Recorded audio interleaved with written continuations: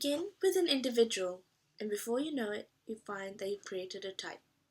Begin with a type, and you find that you've created nothing. That is because we are all queer fish, queerer behind our faces and voices than we want anyone to know, or than we know ourselves. When I hear a man proclaiming himself an average, honest, open fellow, I feel pretty sure that he has some definite or perhaps terrible abnormality which he has agreed to conceal, and his protestation of being average and honest and open in his way of reminding himself of his misprision among his brothers. But this one had been my friend.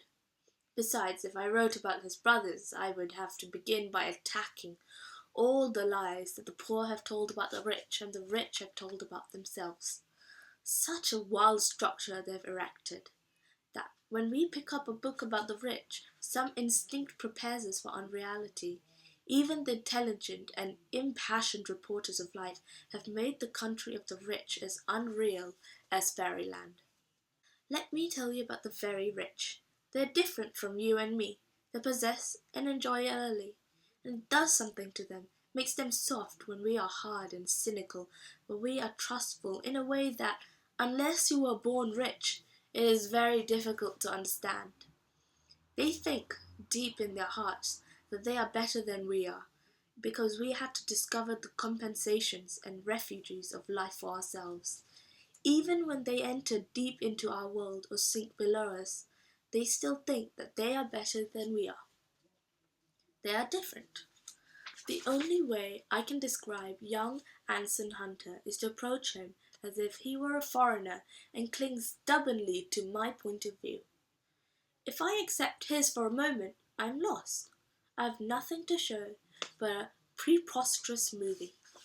Anson was the eldest of 6 children, who'd someday divide a fortune of $15 million, and he reached the age of reason. Is it 7? Of the century, when daring young women were already gliding along Fifth Avenue in electric mobiles. In those days, he and his brother had an English governess who spoke the language very clearly and crisply and well, so that the 2 boys grew to speak as she did. Their words and sentences were all crisp and clear, and not run together as ours are. They didn't talk exactly like English children, but acquired an accent that is peculiar to fashion people in the city of New York. In the summer, the 6 children were moved from the house on 71st Street to a big estate in northern Connecticut. It's not a fashionable look. His father wanted to delay as long as possible his children's knowledge of that side of life. He was a man somewhat superior to his class, which composed New York society, and to his period, which was the snobbish and formalized vulgarity of the Gilded Age. And he wanted his sons to learn habits of concentration and have sound constitutions and grow up into the right living and successful men. He and his wife kept an eye on them as well as they were able until the 2 older boys went away to school. But in huge establishments, this is difficult. It was much simpler in a series of small and medium-sized houses in which my youth was spent.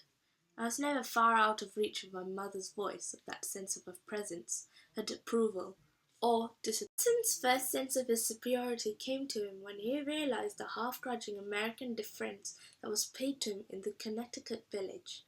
The parents of the boys he played with always inquired after his mother and father, and were vaguely excited when their own children were asked to the Hunter's house. He accepted this as the natural state of things, and a sort of impatience with all groups of which he was not the centre, in money, in position, in authority, remained with him for the rest of his life.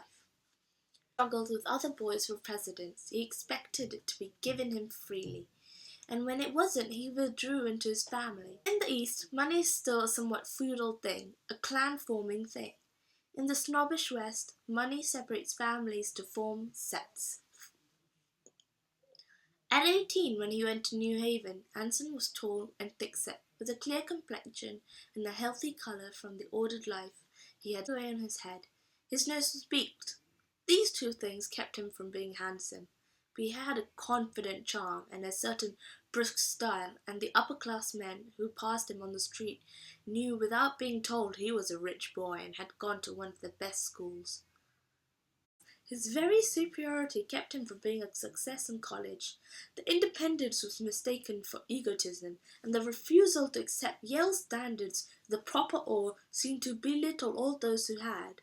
So long before he graduated, he began to shift the center of his life to New York. He was at home in New York. There was his own house with the kind of servants you can't get anymore, and his own family, of which, because of his good humor and certain ability to make things go, he is rapidly becoming the center, and the debutante parties, and the correct manly world of the men's clubs, and the occasional wild spree with the gallant girls who New Haven only knew from the fifth row. His aspirations were conventional enough.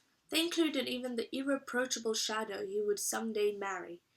And they differed from the aspirations of the majority of young men in that they had no mist over them, none of that quality which is variously known as idealism. Anson accepted without reservation the world of high finance and high extravagance, of divorce and deception, of snobbery and of privilege.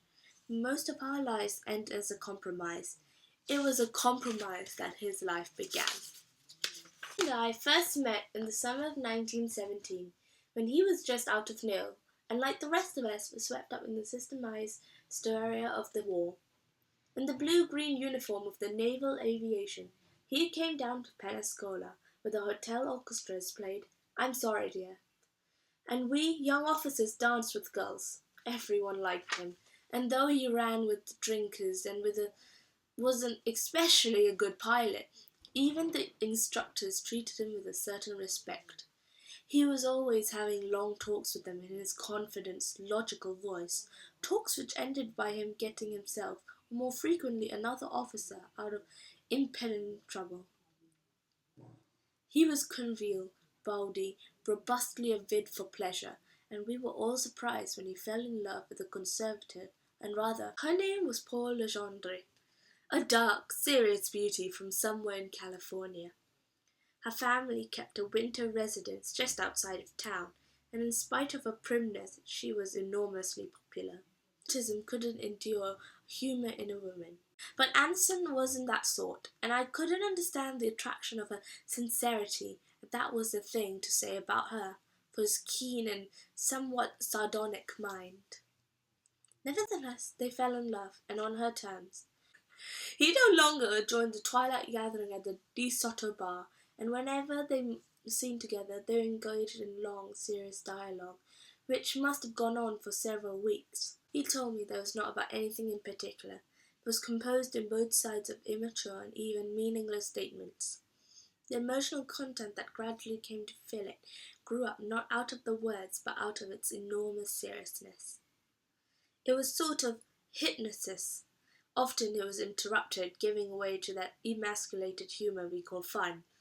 When they were alone, it was resumed again, solemn, low-keyed, and pitched so to give each other a sense of unity in feeling and thought, and any interruptions of it to be unresponsive to factitious about life, even the wild cynicism of the contemporaries.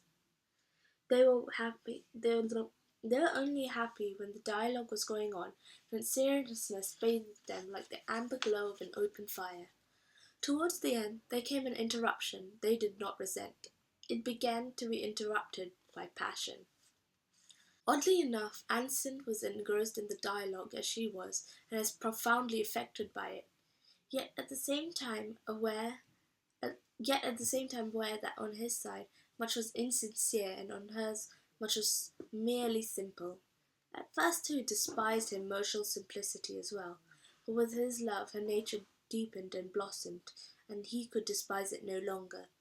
He felt that if he could enter into Paula's warm, safe life, he would be happy. The long preparation of the dialogue removed any constraint. He taught her some of what he had learnt from more adventurous women, and she responded with a rapt, holy intensity. One evening after a dance they agreed to marry, and he wrote a long letter about her to his mother. The next day Paula told him that she was rich, and she had a personal fortune of nearly $1 million.